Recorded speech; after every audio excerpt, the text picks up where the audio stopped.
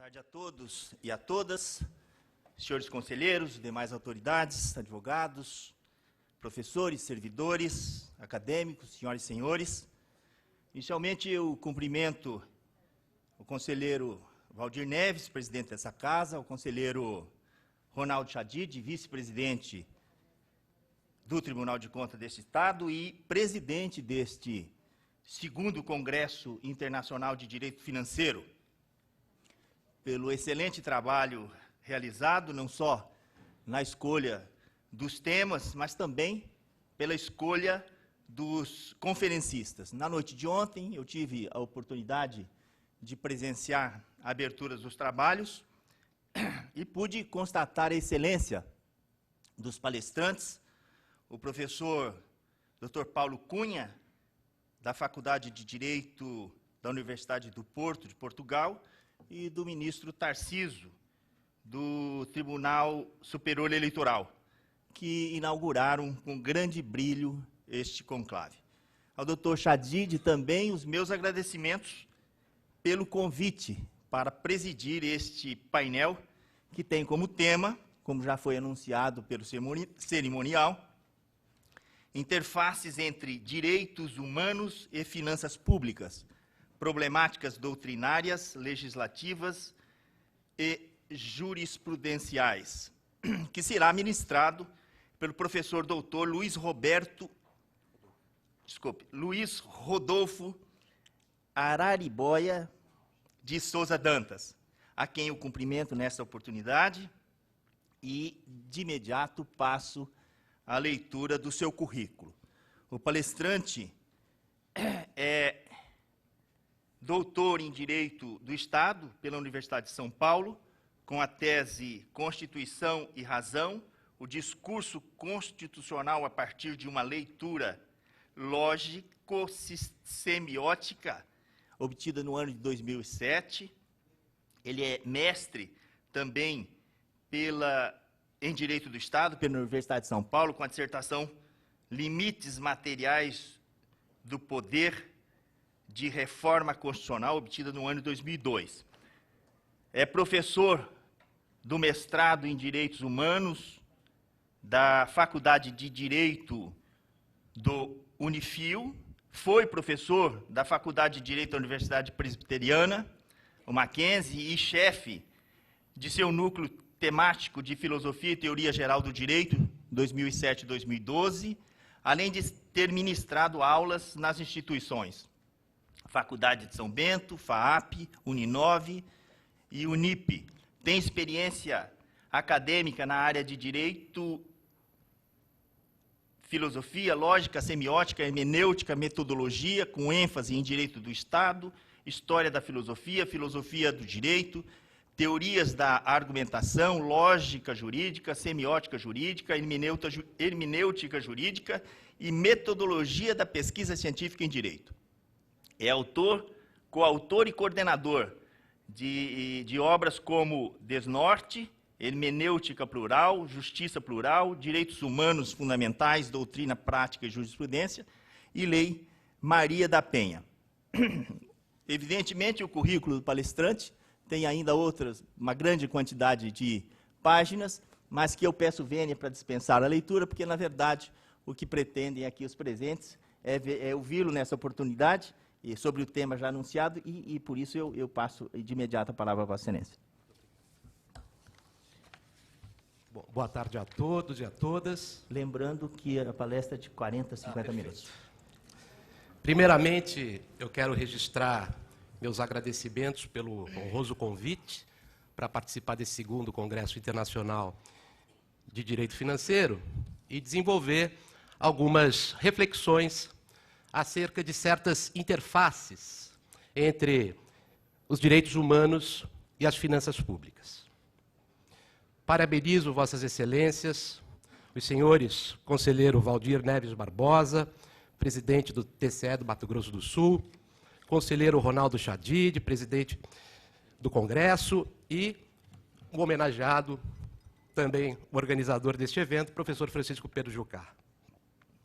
Cumprimento senhores conselheiros, acadêmicos e demais autoridades. Primeiramente, eu gostaria de tecer algumas reflexões de natureza propedêutica, introdutória, para localizar a nossa temática. De fato, eu apresento hoje um trabalho que visa explorar algumas interfaces entre direitos humanos e finanças públicas. Eu começo a tratar brevemente dos direitos humanos, para que, inclusive, possa ficar mais lógico o porquê de fato, haver uma intersecção entre a área dos direitos humanos e a área do direito financeiro e das finanças públicas. Bom, eu posso começar, talvez retrocedendo a 2.800 anos atrás. Prometo não contar a história dos direitos humanos em 2.800 anos, mas, de fato, essa data, o século VIII a.C., é muito representativa. Um filósofo chamado Karl Jaspers designou esse período histórico pelo nome de tempo-eixo, outros designam por momento axial. De fato, nesse momento da história da humanidade, uma série de sistemas de natureza religiosa, política, filosófica, orbitam em torno de um eixo comum. Esses sistemas, todos eles comprometidos com a afirmação da dignidade da pessoa humana.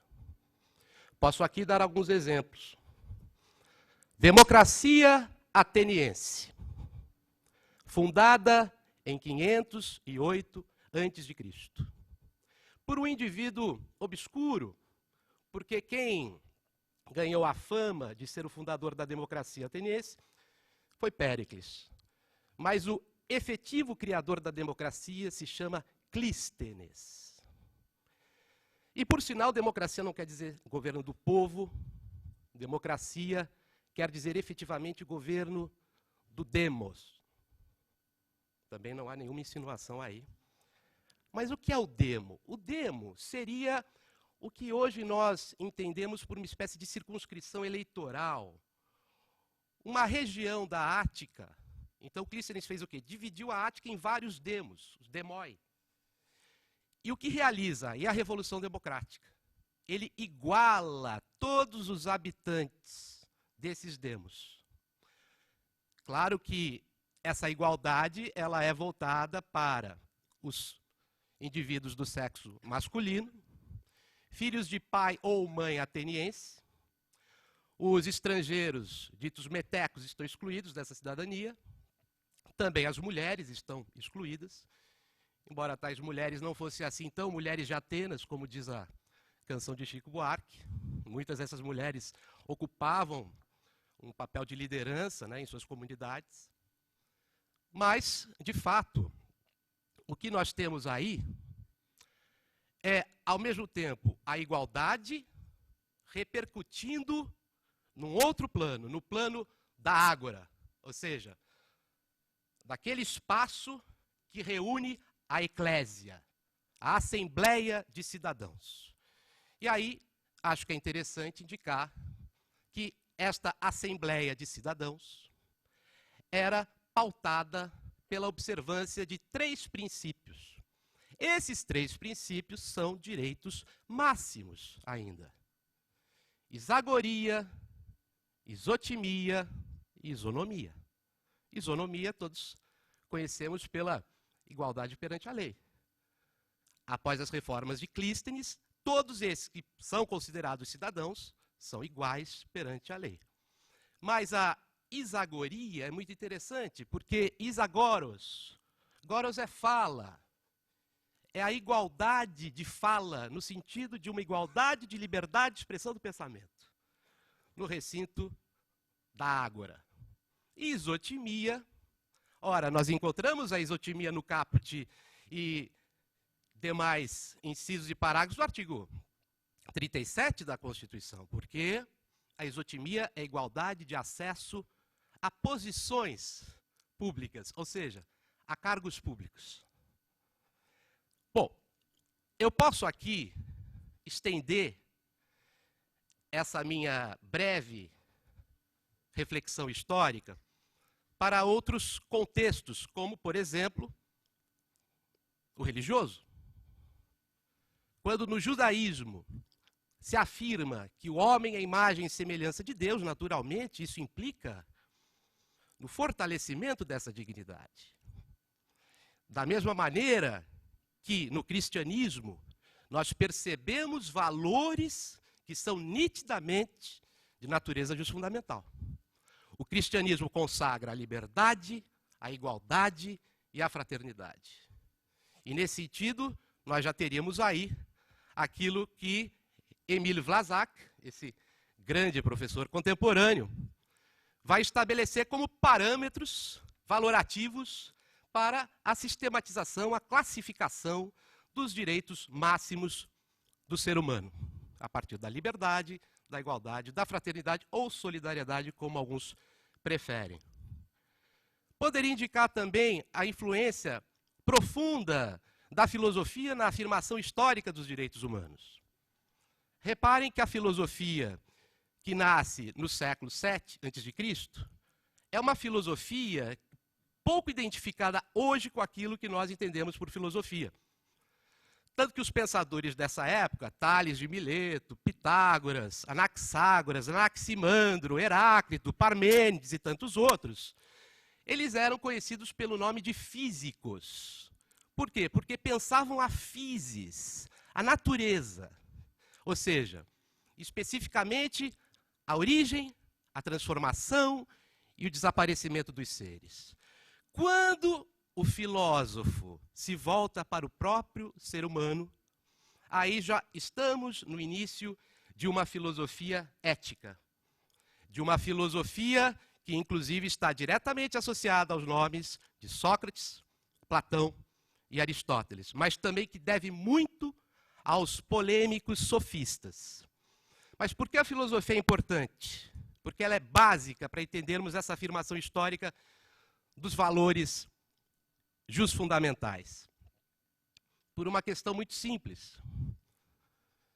Aristóteles, quando entende que o homem é um zoon politikon, é um animal político, nitidamente está estabelecendo um contraste qualitativo entre o ser humano e os demais animais. Da mesma forma, Aristóteles, quando afirma que o homem é um animal racional, embora ele não tenha afirmado com essas palavras, na realidade, Aristóteles diz que o ser humano é um ser de fala. O logos que ele utiliza aí no caso quer dizer, sobretudo, que este ser humano é um animal falante. E isso nos diferencia de todas as demais espécies. Mas vejam, nessa contextualidade, é possível falar de interfaces entre esses valores e direitos que estão sendo gradativamente afirmados no tempo e as finanças públicas? Naturalmente não. Ou seja, eu quero aqui, a partir de um momento histórico, afirmar que sim, agora podemos falar de interfaces sensíveis, intensas, entre direitos humanos e finanças públicas. Quando? Com a afirmação de um modelo de Estado que todos nós conhecemos por Estado de Direito. O Rechtsstaat, ele está, pelo menos, pautado em dois princípios que afetam diretamente os direitos humanos: separação de poderes e o princípio da legalidade. Claro que não é incomum lermos e ouvirmos que nessa transição do século XVIII para o século XIX, as chamadas liberdades públicas, que se confundem, por vezes, com os direitos individuais fundamentais, essas liberdades públicas também seriam intrínsecas a esse modelo de Estado. Então, eu vou avançar um pouco mais para começar aqui a estabelecer algumas premissas. A primeira é essa. O direito financeiro não se interessa pelos direitos humanos e nem os direitos humanos pelo direito financeiro antes de um momento histórico em que, inclusive, os governantes podem passar a ser responsabilizados. Quem estuda direito administrativo conhece bem a teoria da irresponsabilidade administrativa. Ou seja, expressa em fórmulas como "The king can do no wrong". O rei nunca erra. "Le roi ne plus fait mal". O rei nunca faz mal, imagine.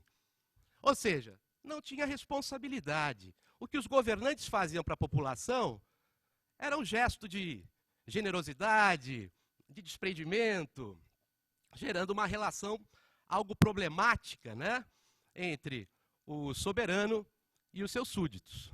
Ou seja, súditos de subdictum, ou seja, eles estavam determinados, sobredeterminados àquilo que se ditava, aquilo que se impunha, não tinham a condição ainda de cidadãos.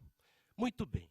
Então, vai haver um momento, e aí eu me valho das ideias e considerações de Fábio Conder Comparato, neste livro clássico, A Afirmação Histórica dos Direitos Humanos, em que a constatação de que o ser humano é digno, de que o ser humano ele terá, inclusive, essa dignidade no momento que determinados valores são afirmados, tais como liberdade, igualdade, fraternidade, vai haver um momento em que essa valoração ingressa no ordenamento jurídico. Primeiramente, sob a forma de disposições de declarações de direitos fundamentais. Claro que aí nós temos algo que interessa também à filosofia do direito. Por que declarar direitos humanos? Pelo fato de que eles existem previamente, ou seja, nascemos titulares desses direitos. Para quem é justnaturalista, perfeito. É possível sustentar a inerência de tais direitos. Eu não sou justnaturalista. Digamos que eu pendo mais hoje para o historicismo axiológico, que Miguel Reale desenvolveu em linhas muito interessantes em várias obras. Para Miguel Reale, os direitos humanos não são direitos naturais. Para Miguel Reale, os direitos humanos são conquistas históricas e condizem com aquilo que ele designa por invariantes axiológicas. Esses valores, ao menos desde o início do tempo eixo, são afirmados em determinadas sociedades com tal veemência e reiteração que até parecem naturais, quando na verdade são históricos. Eu acho que é importante reconhecer isso. Reconhecer que os direitos humanos são conquistas que inclusive já se incorporaram ao patrimônio comum da humanidade. Mas existe também um outro elemento. Com o advento do Estado de Direito, em associação com as declarações de direitos humanos, vai haver a gradativa universalização desses direitos.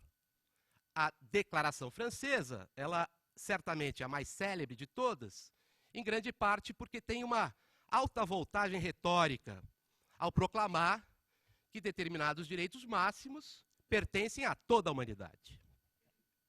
Então, neste ponto, eu gostaria aqui de trazer um outro elemento fundamental que diz respeito à maneira como interpretamos esses direitos.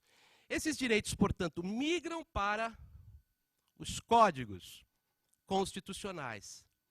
E a Constituição é texto. Na realidade, nós não interpretamos normas de direitos humanos. Nós interpretamos textos normativos de direitos humanos. E desse processo hermenêutico, nós atingimos a normatividade. E esse é um ponto que eu gostaria aqui realmente de frisar. Os direitos humanos, expressos em enunciados, em textualidades, quando interpretados, nos permitem identificar aqueles modos normativos conhecidos por todos nós. O obrigatório, o proibitivo e o permissivo. As normas obrigam, proíbem e permitem fazer algo ou não fazer algo. Então, notem, nós nos acostumamos muito a achar que os direitos fundamentais estão unicamente relacionados ao exercício das liberdades. E que as liberdades não custam ao Estado. As liberdades custam ao Estado, e muito. Então, percebam um ponto que me parece bastante válido nessas minhas colocações. Ao interpretar a Constituição, para que eu atinja quais são os direitos máximos que ela consagra, eu preciso me valer de todas as técnicas hermenêuticas. Eu preciso me valer de uma hermenêutica plural. Porque, no ano de 2015, os métodos de interpretação do direito não se excluem, eles se integram. Devem estar lembrados que, por exemplo, a escola de exegese do início do século XIX, ela erguia a bandeira da interpretação literal, e pior, da interpretação isolada, que rivaliza com uma interpretação altamente valorizada pelo Supremo Tribunal Federal, quando interpreta a Constituição, que é a interpretação sistemática. Então, não vem ao caso aqui recapitular aquelas técnicas tão tradicionais da interpretação, mas o que eu quero aqui simplesmente dizer é que nós não sabemos quais são os direitos humanos positivados na Constituição se não nos valermos de técnicas plurais de compreensão do texto constitucional. Por que eu digo isso com certa intensidade? Porque os direitos humanos positivados na Constituição, expressamente, como sabem, convivem com direitos humanos implícitos. E os direitos humanos implícitos também custam. Já a tratar de algumas problemáticas interfácicas, né? Aí, de fato, nós temos uma doutrina, uma teoria de origem norte-americana, que é a teoria dos custos dos direitos. E, de fato, essa teoria ainda é bastante influente, porque reconhece que não há categoria jusfundamental que não custe algo em termos de gastos públicos. Pois bem,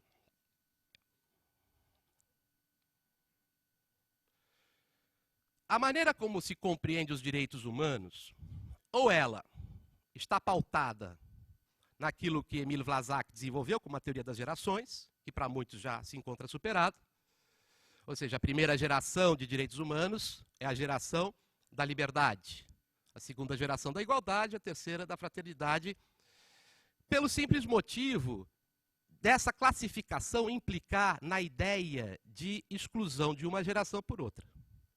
Trabalha-se mais hoje com a noção de dimensões de direitos humanos, ou seja, nós não teríamos gerações, mas direitos que se integram e não se excluem. Gostaria de propor aqui uma outra leitura. Propor aqui uma espécie de teoria, quem sabe. Uma teoria da integração dos interesses fundamentais. Porque quando estamos falando de direitos humanos, estamos falando de interesses, inclusive na acepção de Rudolf von Ehring, para quem o direito é interesse juridicamente protegido. Então nós temos, de fato, a seguinte constatação: todos os direitos humanos fundamentais, positivados na Constituição Brasileira de 88, expressam interesses de natureza individual, coletiva e difusa. Até os direitos individuais têm natureza coletiva e relevância difusa, sem dúvida alguma.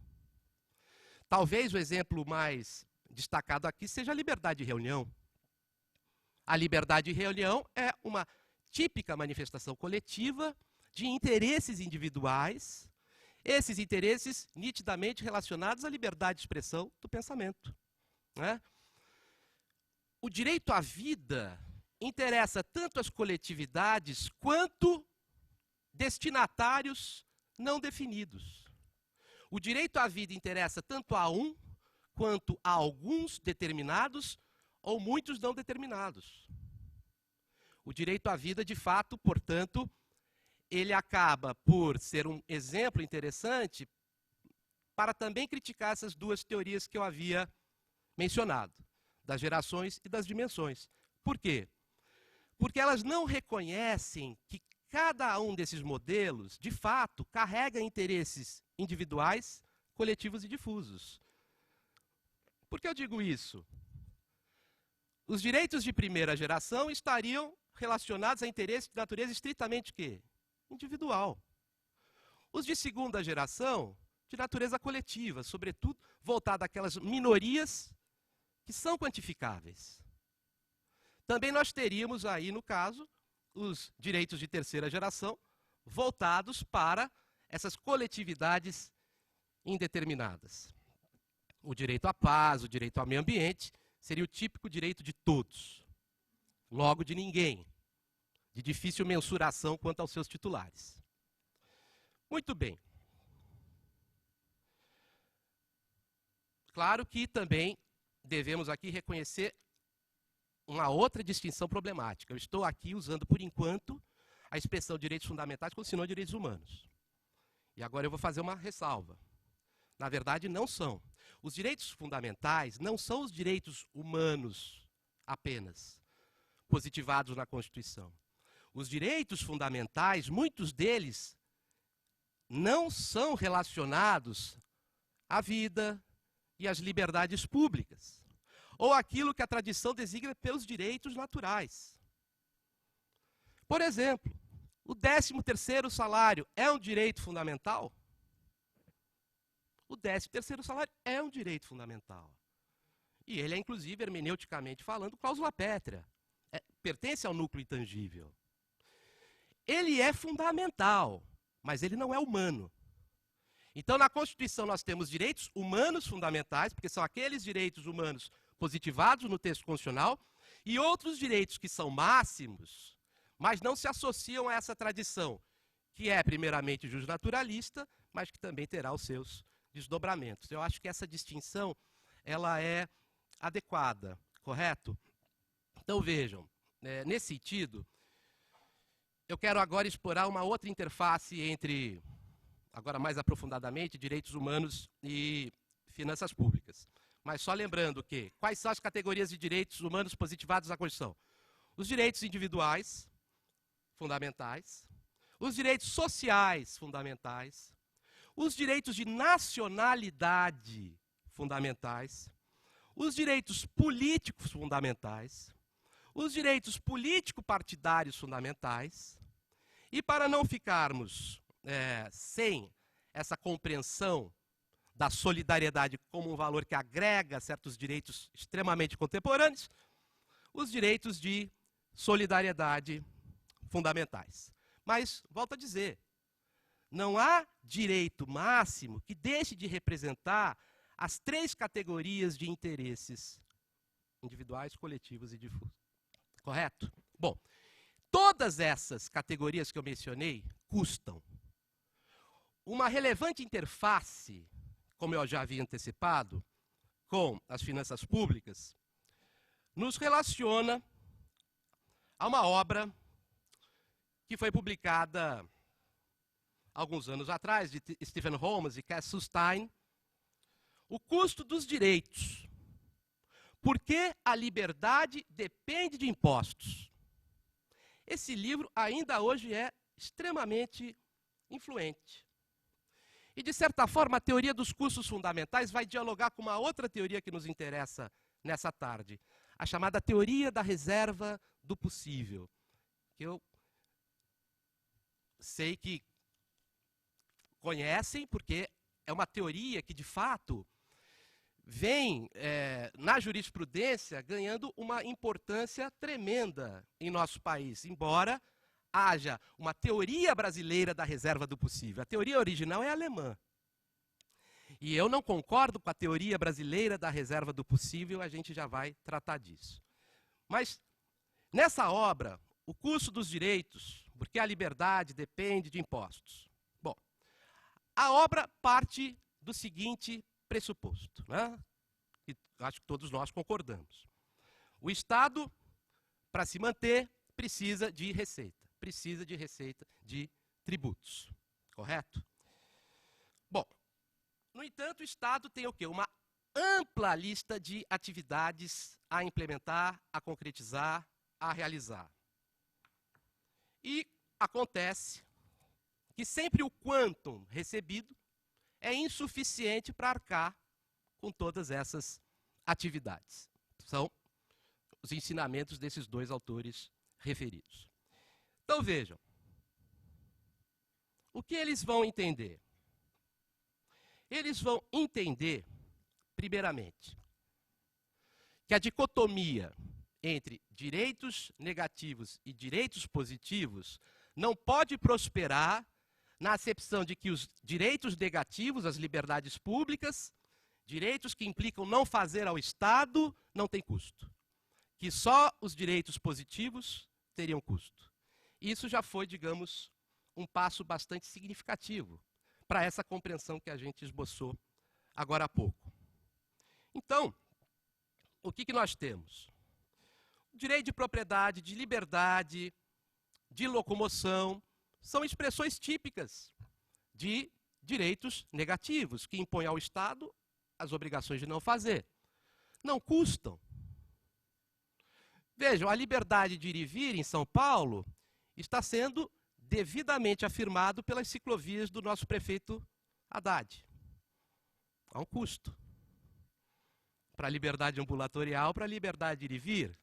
As ruas devem ser abertas, pavimentadas, as avenidas devem ser adequadas para que este direito individual fundamental, este direito tradicionalmente negativo, seja viabilizado. Correto?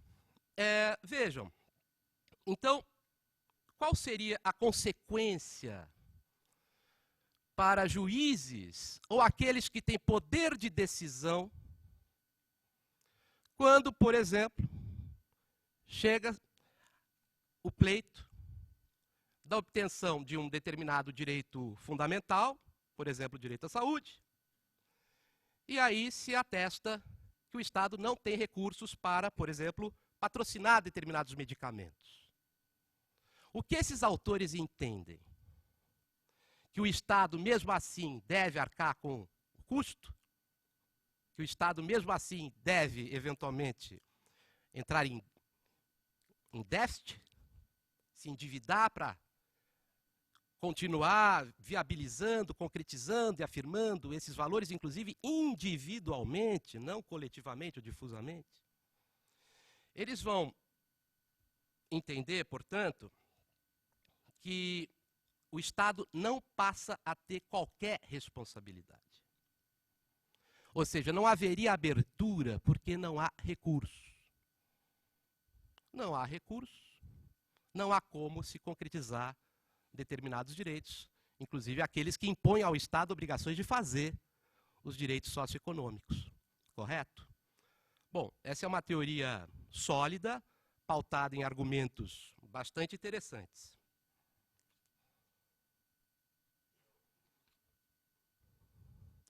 Há um autor, Casal Tanabás, na verdade ele ficou ainda mais conhecido pela teoria dos custos, né, do que esses autores norte-americanos. A teoria não é dele. No entanto, ele formula muito adequadamente essa teoria. Eu gostaria de rapidamente aqui expressar alguns dos seus entendimentos. Todos os direitos têm custos, mesmo aqueles relacionados aos direitos e garantias individuais, os clássicos direitos individuais, também denominados direitos de primeira geração.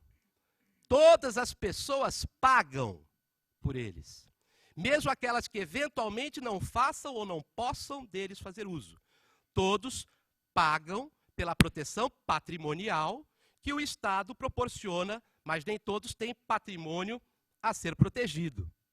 Assim como bem ressalta esse autor, os custos dos direitos sociais, eles se concretizam em despesas públicas com imediata expressão na esfera de cada um dos seus titulares. E os custos dessas liberdades ou desses direitos individuais se expressam não individualizadamente, mas de forma indireta, relacionado o quê? A realização da proteção, do resguardo, da integridade das pessoas, da vida das pessoas, da segurança das pessoas. Bom, nesse sentido, creio que seja interessante realizar um maior aprofundamento sobre essa questão de que os direitos humanos têm custos. Invocando aqui, de fato, a teoria da reserva do possível, nesses poucos minutos que me restam. A teoria da reserva do possível é uma teoria alemã, de forte construção jurisprudencial. Mas notem, em um país que avançou demais na realização dos direitos humanos. Escolas de qualidade, saúde de qualidade, correto?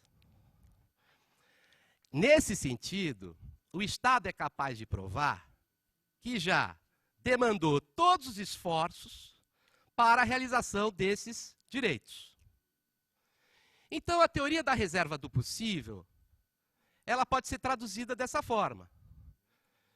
Foi feito tudo para viabilizar, de acordo com uma certa dotação orçamentária, tais direitos? Esgotaram-se os recursos? Ponto. O indivíduo que pleitear a eventual realização de um direito fundamental não terá direito. Por exemplo, a educação. Cito aqui da jurisprudência 2 célebres casos, né, da Alemanha, quando alunos pleitearam, de fato, depois que foram informados que não havia vagas em 2 universidades tradicionais de lá, né, e foram pleitear essas vagas. Achavam que o direito à educação vincularia, inclusive, o Estado no sentido dele ter que se virar. Ah, não há vagas, não há recursos, e a gente entende, bom, dê um jeito, cria uma maneira. Bom, essa doutrina da reserva do possível, na Alemanha, parte exatamente desse pressuposto. O Estado já investiu os recursos, e a escola vai bem, a saúde vai bem, os serviços públicos vão bem. Logo, portanto, não há por que estabelecer essa desigualdade em relação aos iguais. Porque isso iria ferir o quê? A fórmula da justiça aristotélica. Tratar igualmente os iguais e desigualmente os desiguais. Correto? Bom, no Brasil, a teoria da reserva do possível tem muitas falhas. Porque a nossa saúde não é de primeiro mundo, por incrível que pareça. Nossa educação também não, nossos serviços públicos também não. E nós temos aí um problema com orçamento autorizativo. Qual é o problema maior? O problema maior que eu acho é que, na realidade, mesmo havendo recursos, existem mecanismos no direito brasileiro para que esses recursos sejam procrastinados, sejam projetados no tempo, né? Inclusive por uma série de mecanismos que foram tratados ontem e hoje. Claro que eu não estou aqui sustentando uma quebra da lei de responsabilidade fiscal, né? Ou seja, ela deve ser, inclusive, hermeneuticamente relativizada, porque estamos diante de direitos máximos, e esses direitos máximos, quando negados, afetam diretamente a dignidade humana, causando sofrimento e dor intensos. No entanto, eu acho que é possível, sim, aqui, a teoria da reserva do possível, ser compreendida e aplicada de uma forma mais branda, à luz de um outro fundamento. E esse, sim, no Brasil, não na Alemanha, imprescindível, que é o fundamento do mínimo existencial. Claro que almejamos o máximo existencial, mas o mínimo existencial implica em condições mínimas para que a dignidade seja afirmada. Abaixo dessas condições, a indignidade humana se manifesta. Então, reparem que nós temos 2 parâmetros aqui, que são também de natureza hermenêutica, que devem levar àqueles que decidem a algumas conclusões. Será que, eventualmente, quando se diz, não há verba para isso, efetivamente não há verba? O contingenciamento não apresentaria um certo grau de imoralidade diante do que eu estou aqui dizendo? Será que, assim como na Alemanha, já não deveria haver toda uma programação para que, efetivamente, em termos orçamentários, esses valores máximos e esses direitos máximos pudessem ser mais intensamente realizados em nosso país? Eu vou encerrando. E eu gostaria também aqui de suscitar uma outra problemática. São várias interfaces. Por exemplo, os princípios básicos do direito financeiro. O princípio da transparência, o princípio da publicidade, que encontramos, inclusive, estabelecido no artigo 37, o próprio princípio da legalidade. Esses princípios financeiros, pelo menos a transparência, a publicidade, obviamente estão em interface com o direito máximo à informação. E este é um direito profundamente democrático. Nós estamos aqui diante de um homenageado, de uma das maiores autoridades do direito constitucional do país, Francisco Pedro Jucá. Eu gostaria de encerrar essa minha breve exposição com as seguintes considerações do professor Francisco Pedro Jucá, em seu livro fundamental, Finanças Públicas e Democracia. Porque aí uma outra interface que eu acho que é muito interessante se fazer de direito financeiro e vem sendo feito nesses 2 dias de uma maneira muito rica, muito interessante, entre direito financeiro e democracia. Mas a democracia, confundindo-se com os direitos políticos? Não. A democracia na acepção que quer Paulo Bonavides. Paulo Bonavides entende que estamos diante de um momento histórico em que a democracia, de fato, é um direito de 4ª dimensão. Qualquer democracia, a mesma democracia indireta? Não, a democracia direta. Vivemos um momento muito propício para a afirmação dos instrumentos diretos de participação popular para voltar ao modelo que os gregos criaram. De fato, Clístenes criou a democracia direta, sem intermediários. O professor Francisco Pedro Jucá, ele fala da importância de se desenvolver uma espécie de cidadania fiscal, digamos assim. Nessas palavras, naturalmente que não se defende a elaboração nem a fiscalização da execução orçamentária por instrumentos da democracia direta, quando nada por impossibilidade material, ou mesmo por acabar por reduzir-se à mera formalidade despida de conteúdo real. O que se defende é que algumas decisões relevantes para a elaboração do orçamento e alguns controles da sua execução devam estar condicionados à manifestação direta da sociedade, seja porque é a principal interessada, seja porque é destinatária da ação estatal, ou ainda seja porque é a real titular do poder político. Então são essas as minhas considerações. Muito obrigado, me sinto muito honrado. Obrigado.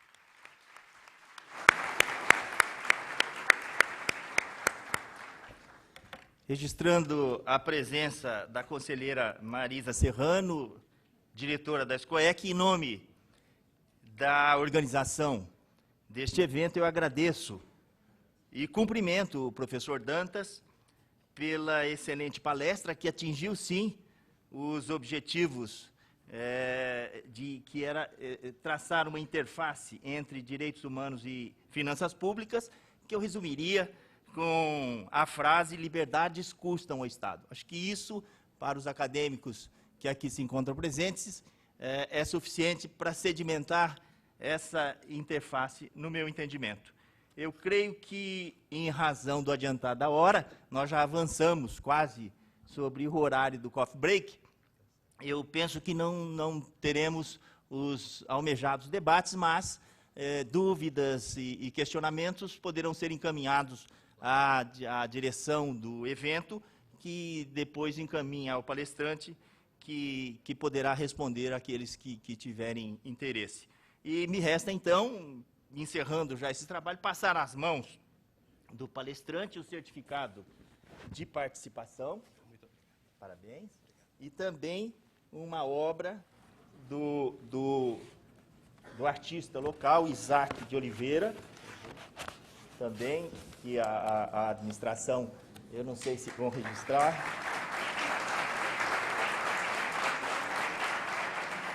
E também uma obra, aqui, uma lembrança da Dúvida da Conceição. É uma artista local que também entrega a Vossa Excelência. Muito obrigado. Cumprimentos. Muito obrigado. Pela excelente participação. Obrigado.